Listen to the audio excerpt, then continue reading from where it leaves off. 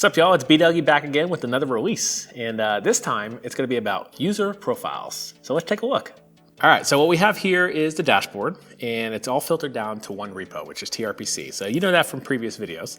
But when I go and click the Enhance, I want to actually check out this one little contributor. And he's actually not a little contributor. He's got a lot of contributions for multiple repos. And I want to check out what other stuff he's been doing. So let me just click on his face. And here you already see there's a new profile page. The profile page itself, it's got a bit more color, and we've got a couple things I want to call out.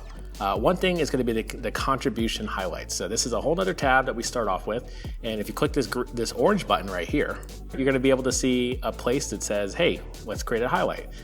Where the highlights are is going to be an opportunity for the contributor to highlight their contributions. Now, for this contribution, perhaps this person wants to talk about their last PR. So I'm just going to type a little quick title that looks like this.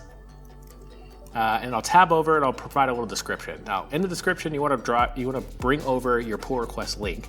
So I'm just going to copy Command V to paste that. And then before that, I'm just going to write a little bit of copy to say what I was doing when I did this. Now, normally I would be doing this on my own profile, but for testing purposes, I'm going to use Anders's profile, and then I'll hit submit.